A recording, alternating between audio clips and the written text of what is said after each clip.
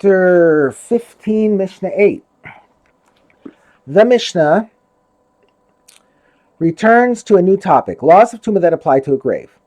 In order to discourage people who are permitted to eat teruma from approaching a corpse, the sages decreed that someone who is within 4 amos of a corpse becomes tameh, even if he does not touch or form an ohel over the corpse. Our Mishnah discusses whether this decree applies to a person who stands near a burial cave. In the times of the Mishnah, it was customary to bury the dead in caves that were dug beneath the ground. The caves were arranged as follows. In the center was an open area known as the courtyard, and around the courtyard were burial caves. Each cave opened into the courtyard, and the walls of the caves were recesses, shelves, into which bodies were placed. This Mishnah discusses a person who stands in such a courtyard. Regarding the courtyard of a burial cave which opens into the actual burial caves, someone who stands inside the courtyard remains tahor as long as the courtyard measures 4 amos square. This is according to the words of Beis Shammai. Although this person is within 4 amos of the corpses buried in the caves, he is not tameh. A courtyard of this size is considered a separate area from the burial caves.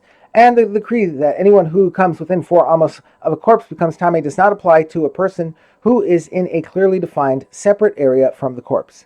But Beis Hillel say even if the courtyard is only 4 tefachim square, it is considered a separate area, and a person who stands there does not become tameh.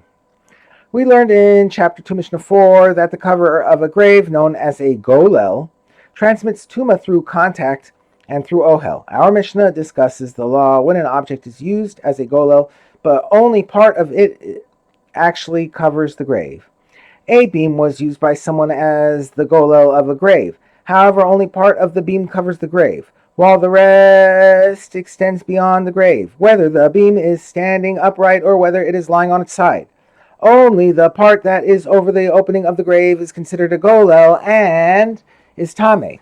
If he placed the beam upright over a grave, but designated only its lower end as a golel for a grave, while he intends to remove the top part, only the lowest 4 tefachim of the beam become tameh, as long as he will eventually cut off the rest. Although right now the entire beam is above the grave, the part that will be removed is considered as though it were already cut off.